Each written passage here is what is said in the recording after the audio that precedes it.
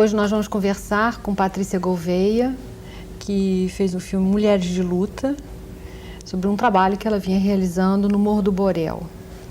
E aí, Patrícia, queria saber de você como foi, primeiro, a ideia, né, de elaborar esse vídeo, e que você também nos contasse um pouquinho das peripécias de realização desse vídeo, que eu sei de algumas histórias, né? Mas como surgiu então essa ideia?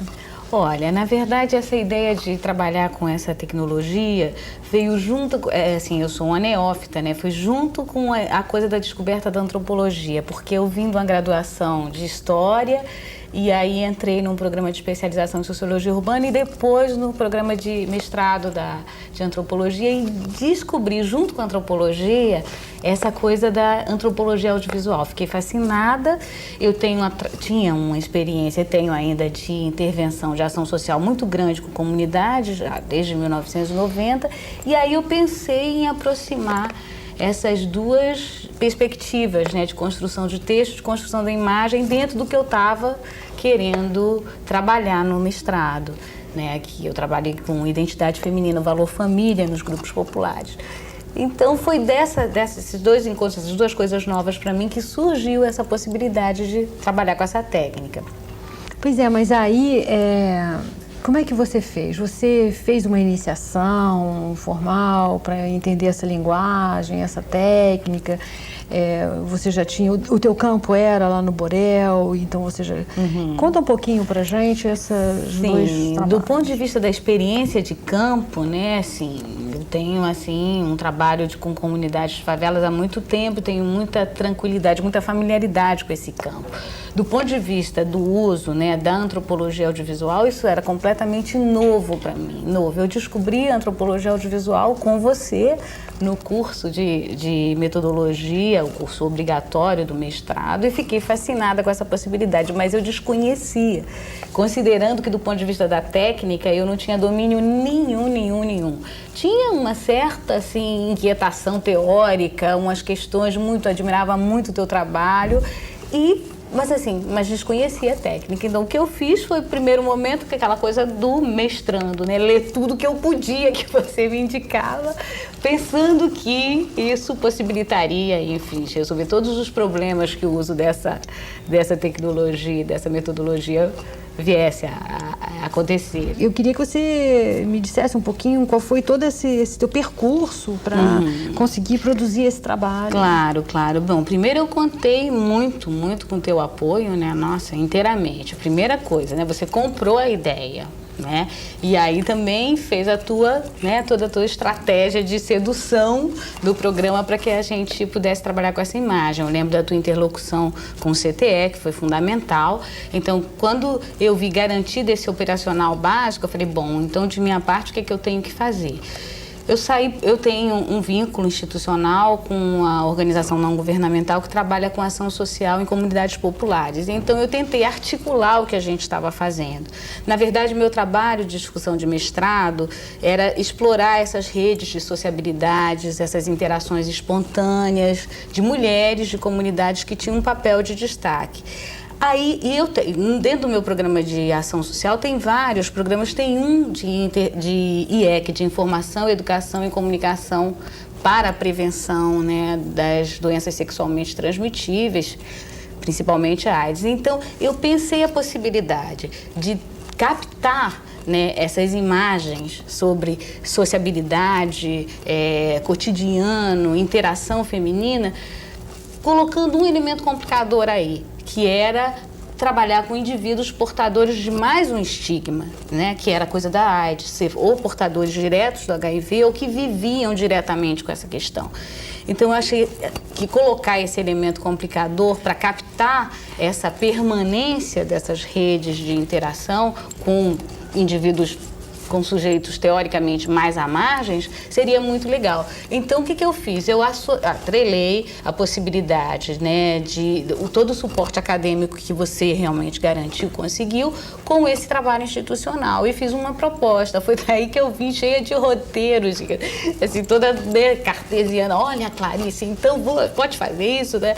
que eu identifiquei na época algumas mulheres onde essa questão se colocava e que eu poderia explorar isso, né? Algumas portadoras, outras mães, tias, enfim, vivendo com a discussão da prevenção e da discussão do HIV/AIDS. Foi aí que começou isso. Então eu consegui o primeiro diálogo interinstitucional entre o meu programa de pós, tá, muito através de você, e a minha instituição. Eu fiz a minha parte de seduzir, olha, a gente achou legal, a gente pode atrelar, embora seja teoricamente uma pesquisa etnográfica, isso pode gerar um produto interessante para o nosso trabalho de ação social. Então foi aí que eu montei isso, né, esse primeiro roteiro que você sem conhecer absolutamente nada de filmes, nada. De linguagem, de nada. Sim. Me lembro que você veio com uma coisa assim, isso daqui não dá para fazer. Isso era um monumento. Era, digamos, uma um projeto de pesquisa, quase. Era uma agenda de intenções de um projeto de pesquisa. Isso eu lembro. Eu queria um pouco também saber, por exemplo, como foi, nesse caso, por um assunto tão delicado, né, a escolha das mulheres que queriam participar desse trabalho, mulheres todas soropositivas, houve uma aceitação, não houve, porque era um trabalho que você desenvolvia com elas lá, mas isso é uma coisa, outra coisa é você se mostrar, né, a imagem, uma imagem que iria circular também, né, um vídeo que iria circular. Então, eu queria que você nos contasse um pouquinho dessa sua relação com essas mulheres e como foi a proposta do seu trabalho junto a elas e tudo. Bom, isso é bem interessante, porque assim, primeiro quando eu consegui construir minimamente um roteiro, uma estrutura possível para seguir um olhar, né, de investigação, que finalmente a gente discutiu e foi aprovado, quando eu consegui, eu falei, bom, e agora vamos, como é que vai lidar isso com o campo? Eu sim, como você disse, eu tinha 1 ano e meio, coordenava um programa de intervenção e prevenção. Só que era uma coordenação muito administrativa, né? Então eu não tinha assim, o dia a dia, o cotidiano, a lida com essas mulheres eram muito mais dos outros técnicos da minha instituição. Então, o interessante foi assim, eu meio que aleatoriamente queria encontrar essas mulheres. Então, assim, identifiquei mulheres soropositivas, portadoras e mulheres que tinham uma vivência, né, com essa questão e que estavam mais fora, né, fora de cena nesse momento. Sim, eu identifiquei, num primeiro momento, um grupo de mulheres e desse grupo de mulheres, 3 mulheres soropositivas, uma que termina sendo o eixo da narrativa, que é a Valda, que trabalhava diretamente conosco, toparam e não tiveram nenhum problema com essa questão da imagem. Elas não têm essa coisa idiosincrática, né, muito característico, por exemplo, de outros segmentos sociais. Essa coisa da imagem é para ser vista, colocada, posta, até tinha um certo orgulho com essa coisa. Não, mas eu imagino não a imagem, mas elas enquanto soropositivas, essa é onde eu estou querendo chegar. Então, a primeira coisa da imagem do vídeo, isso foi uma coisa muito excitante, das 3 portadoras. E as outras eram mulheres, uma era a mãe, outra era a tia, tá, de 2 portadores que tinham recém-falecidos, né, na comunidade. Esse boato estava muito presente. Então, o que aconteceu? No primeiro momento, tudo bem, vamos fazer. Quando realmente a possibilidade de realização desse trabalho se fez, uma das mulheres soropositivas disse, não, eu não quero a minha imagem, eu não quero a exposição da minha imagem, eu quero viver com a minha doença, com a minha história, eu não tenho nada para contar. Já estava contando uma coisa, né, quando ela falou isso. Então, o primeiro, assim, foi muito forte isso. E as outras 2 mulheres, assim, com um estatuto completamente diferenciado. Uma, assim, completamente assumida, né, na condição de soropositiva, militante da causa, né, buscando mesmo formas de interlocução, de informação, de comunicação para essa questão da prevenção, como dá para ver claramente no vídeo. E uma outra que não tinha se realizado como soropositiva, uma jovem passista da Unidos da Tijuca, que recentemente tinha descoberto a condição porque o marido tinha falecido, mas que não tinha se realizado, porque como ela linda, aquele corpo maravilhoso, jovem, não, imagina, portadora do HIV/AIDS, não. Então foi interessante, eram essas 2 mulheres, né, assim, dialogando. E isso me chamou muito a atenção, porque eu falei, gente, são posicionamentos diferenciados. E o meu olhar está reduzindo essa questão tão complexa, é uma coisa de que se elas vão querer se mostrar ou não. Não, estavam topando se mostrar, mas em posição completamente diferenciada. Essa foi a primeira coisa. Quanto às outras mulheres que eram, né, que tinham histórias pessoais com a vivência do HIV e AIDS, que era a dona Catarina, uma mulher estrangeira, búlgara, que ali, loura, de olho azul, que tinha um filho tóxico dependente, enfim, que a comunidade assistiu porque de uma forma meio distanciada, todo o martírio dela na convivência com o adoecimento do filho. Ela tinha um distanciamento da comunidade. E tinha esse estigma, né, de ser a mãe que sofre, portadora de... mãe de um portador que tem um estigma de ser um viciado. E a outra era a Lourdes, uma mulher muito simples que tinha uma sobrinha que recentemente tinha falecido e que era uma costureira que não queria conversa, que não queria militância com prevenção, com discussão de AIDS. E era com essas mulheres que eu estava lidando. O primeiro momento foi descoberta dessas personagens, né, que para mim era simplesmente encontrar mulheres que conviviam com soropositividade e que, enfim, e que seria daí eu iria discutir essas questões mais ligadas ao meu trabalho de pesquisa. Depois foi realmente a coisa do campo, né? E todo o contexto do campo, porque eu tinha uma familiaridade muito grande, tenho com o campo. No caso, esse trabalho foi feito no Morro do Borel. Desde 90 eu estava lá fazendo trabalho de pesquisa, de ação, mas eu nunca tinha entrado no campo, primeiro com uma equipe de pessoas estranhas, segundo com um aparato que é muito intimidador, né? Que é a coisa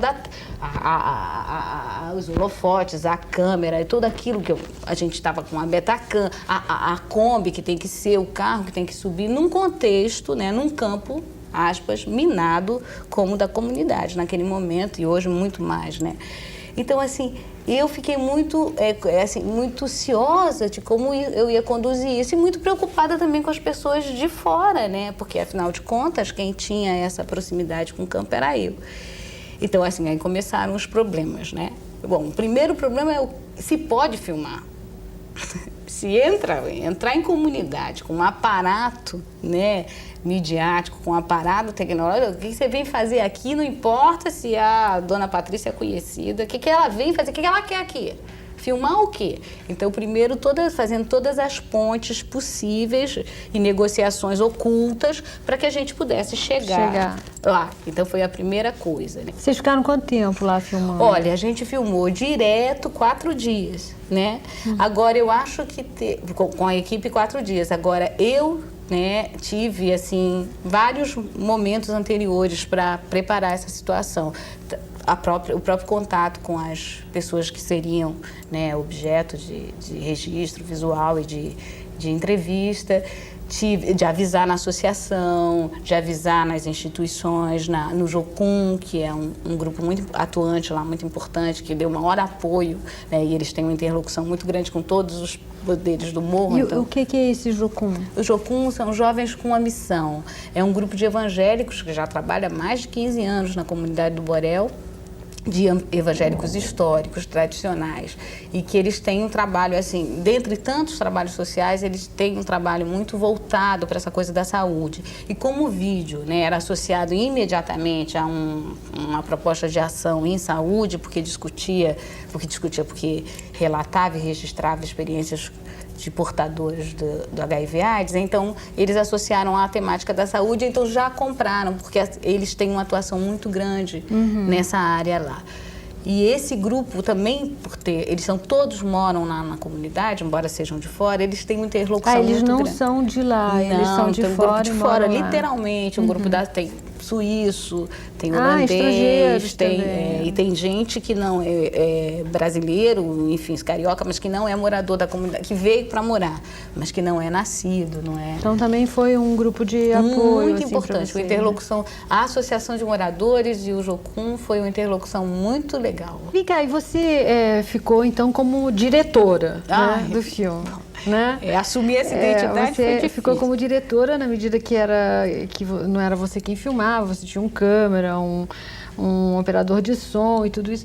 E como foi essa experiência de dirigir? Você sabia, como é que você ia lidar? Como é que foi isso, dirigir?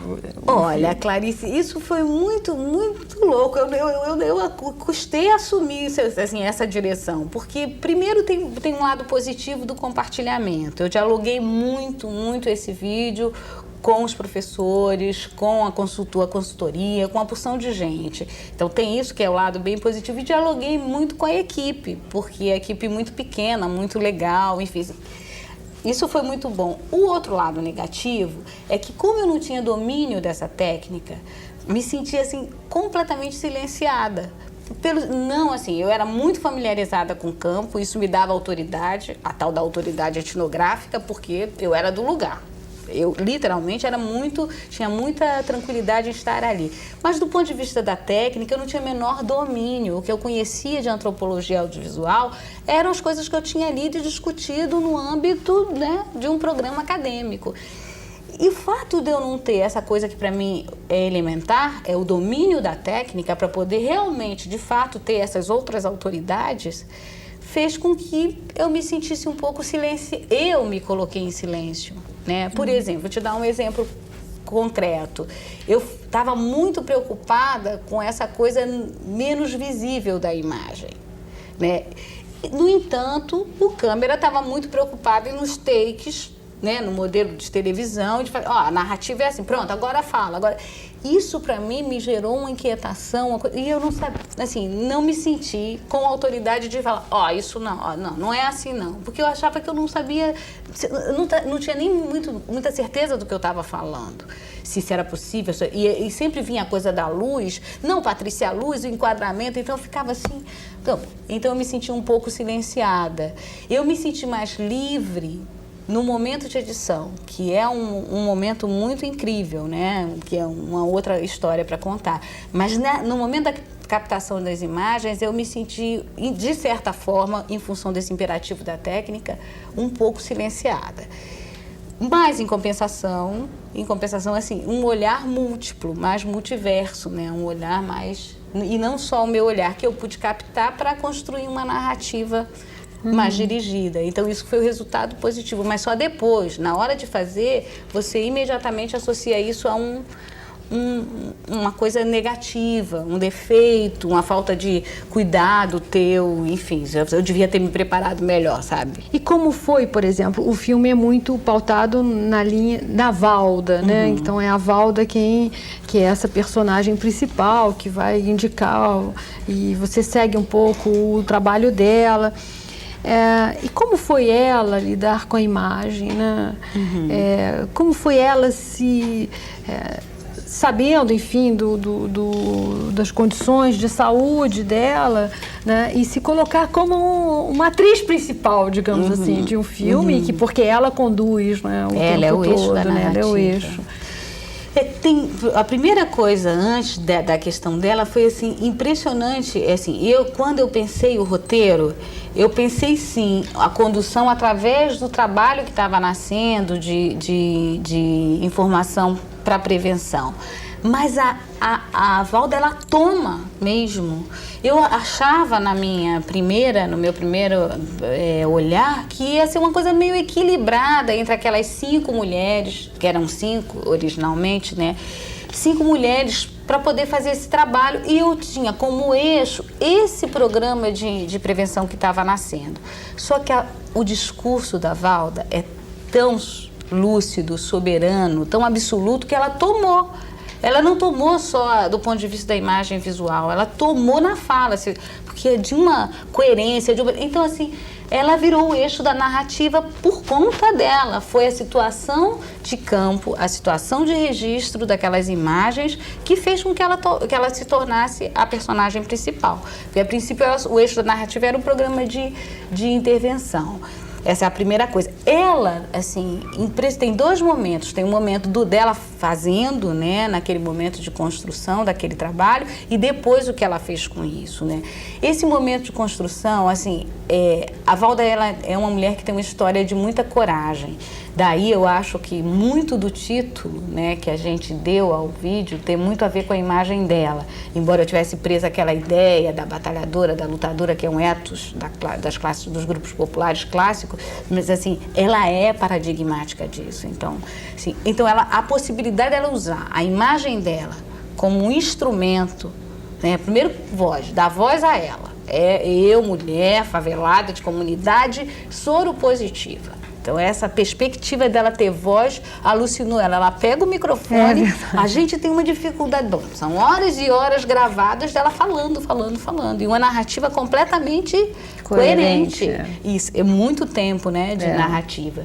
Então, primeiro ela pega a voz. Segundo, essa coisa da imagem dela, da possibilidade da imagem que é imediatamente associada, né? Uma pessoa soropositiva, a imagem, assim, de uma pessoa, enfim, adoecida, triste, sem luz, sem vida, ela mostrar toda a vitalidade dela, e ela mostra a vitalidade dela, né, o tempo inteiro. Olha, ela conduz a câmera para passear com ela, para fazer aquele tour que ela faz todo dia, ou quase todo dia, no trabalho de prevenção dela. Ela leva, assim, é impressionante como ela conduz. Então, ela ficou muito orgulhosa dessa imagem estar sendo associada a uma coisa assim, ao contrário, tanto que aquele cartaz que tem na casa dela aqui, fantástico, que o olho do câmera capta, né, de que ela não associa a morte, ela está associada à vida.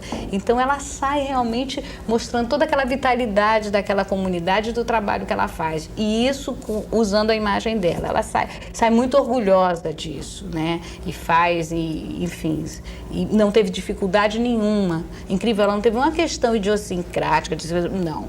Ela não teve dificuldade nenhuma com o uso da imagem. Ela ainda dizia, usem e abusem. Ela falava isso. Patrícia, e conta um pouquinho para nós como é que foi. Bom, depois desses 4 dias de intensas filmagens, vocês devem ter várias horas de filme. E como foi, então, você na ilha de edição para editar, para construir essa história? Porque, de fato, na edição que a gente transforma essas imagens num filme, né, que tem uma história, né, uma narrativa. E como foi esse trabalho de construção, né, de você ver as imagens e construir? Esse trabalho foi marcado por 2 momentos muito legais, mas bem distintos. O primeiro momento de construção do roteiro de edição, né? Assim, eu me vi diante de um mundo de imagens, pedi para ela, help, por favor, o que eu faço com tudo isso?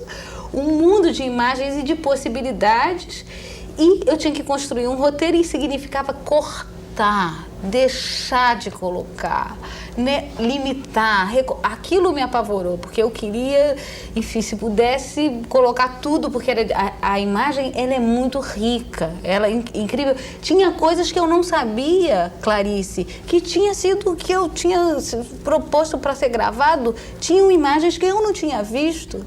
Que foi um fascínio, um mundo. E eu fiz esse primeiro momento de uma maneira muito intimista, muito doméstica, super assim, em casa. Decupando, né? Casa, né? Não na minha casa, mas enfim, fazendo isso de uma maneira muito confortável, assim, tranquila. Esse primeiro momento de construção desse roteiro de edição foi realmente, acho que foi um momento realmente que eu realizei aquele aprendizado todo, aquela leitura, aquela literatura básica do curso. Eu pensei, realmente, que momento rico de construção de narrativa. É onde você vai dando objetividade, né, à tua narrativa. É o mesmo, a narrativa antropológica, a narrativa sociológica, seja o que for, o mesmo trabalho do texto.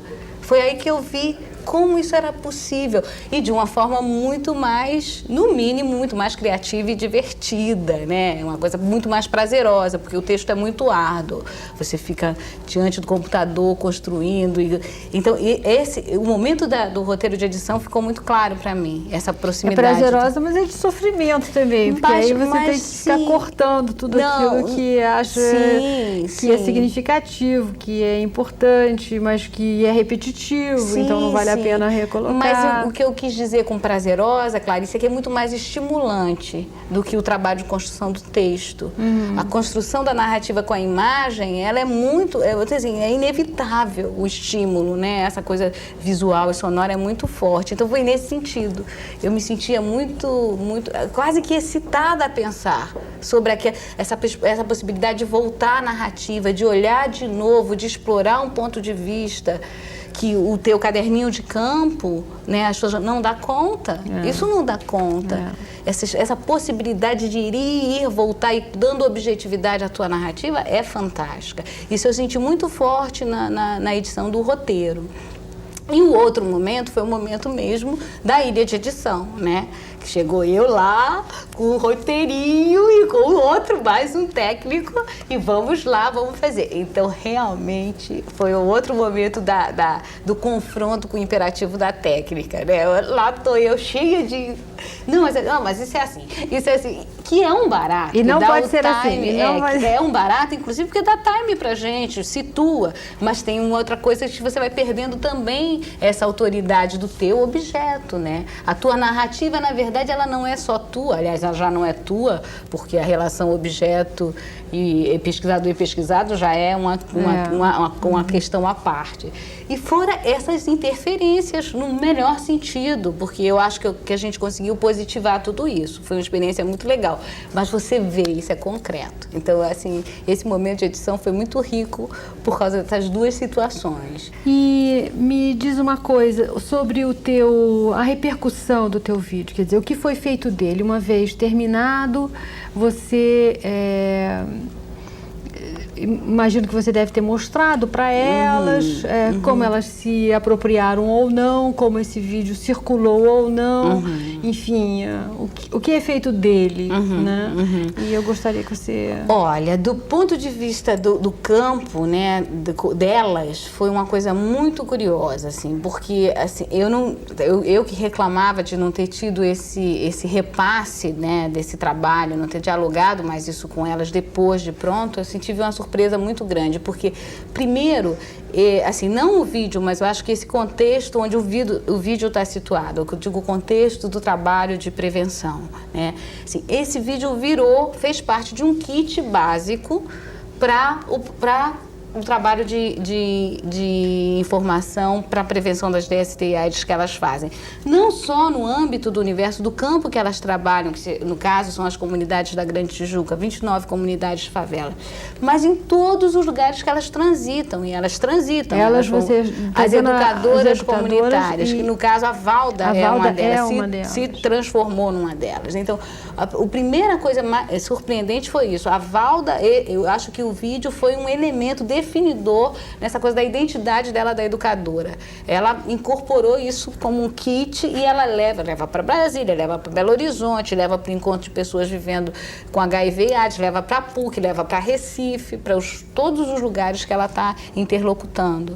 Isso é muito forte.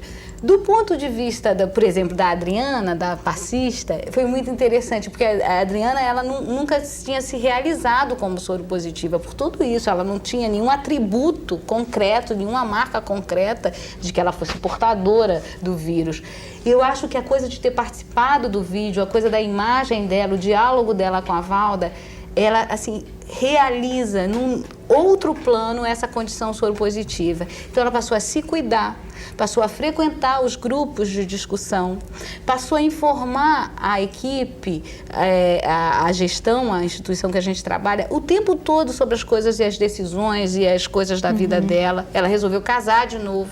Ela teve uma questão, uma polêmica pessoal, porque ela não sabia se poderia ou não engravidar, decide engravidar, e aí vive toda essa tensão de ter um filho soropositivo, aí depois descobre que o filho negativou na linguagem delas, que o filho não era portador. Então, tudo isso ela dividiu com outras pessoas e ela tinha uma experiência completamente, era quase de não reconhecimento dessa condição. E eu acho que ter vivenciado essa situação, ter participado desse trabalho, realmente tem uma parcela de responsabilidade nisso. A dona Catarina, né, que era a senhora mãe de um recém-falecido de HIV, muito distante, inclusive pelas marcas do corpo dela, né, por ser uma mulher que falava enrolado, vinha de um outro lugar, loura de olho azul. Ela disse para mim que essa coisa do vídeo, as pessoas reconhecem ela no vídeo. Então as pessoas começaram a perguntar mais sobre esse drama que ela viveu. Então ela, assim, se tornou, num certo plano, muito mais próxima daquela vizinhança que ela, de uma certa maneira, era um elemento mais distanciado. Isso quer dizer, então, que o vídeo, você não só, essas mulheres que atuaram, que participaram, receberam uma cópia, mas esse vídeo passou na própria comunidade, vocês projetaram? Não só na comunidade, muito na comunidade, mas em outras comunidades que têm trabalho, tem programa de prevenção, muitas. Então, assim, é incrível a circularidade desse vídeo a nível de campo, de ação social. Diferente do campo acadêmico. No campo acadêmico, assim, eu não usei na tese, olha só, que coisa, na coisa dissertação horrível, de né? mestrado. Mas teve 1000 coisas complicadoras, mas um do complicador, eu acho que é a minha não assunção de ter realizado aquele trabalho. Então, eu não usei, eu defendi a dissertação de mestrado no mesmo ano que eu acabei o vídeo. Eu acho que eu acabei o vídeo em outubro, defendi a dissertação em dezembro e não tive coragem. E fiquei até depois... Fui cobrada por isso, mas eu simplesmente não usei. Eu acho assim que era a minha dificuldade de ocupação desse lugar com esse trabalho. Mas aí ele circulou também, ele foi para a mostra de vídeo etnográfico. Incrível, as pessoas ligam para a minha instituição procurando vídeo, agora nem tão sistemático, mas no primeiro momento, um ano depois, assim, o tempo todo, tem cópia, como é que a gente faz para adquirir a cópia? Aí eu digo, liga para o CTE, faz... Então, assim, tiveram esses dois mundos. Obviamente, o mundo de incorporação mesmo, onde ele foi aderido mesmo, foi o mundo da ação social, né? E o mundo delas, sobretudo, porque eu acho que elas trazem esse trabalho também, assim, como parte delas, né? Isso é muito legal. Isso na Valda claro. E nas outras também, de uma maneira mais indireta. Então, acho que depois que Patrícia nos contou tanto sobre o seu trabalho, estamos todos curiosos para assistir. Convido vocês todos, então, para verem Mulheres de Luta, o vídeo que a Patrícia realizou. Agradeço muito, Patrícia, por ter vindo aqui conversar com a gente e uma boa projeção para todos vocês. Obrigada. E eu também quero agradecer muito, agradecer a você, Clarice, ao CTE, agradecer a equipe, a todos, e essa oportunidade de rever esse trabalho juntos. Muito obrigada.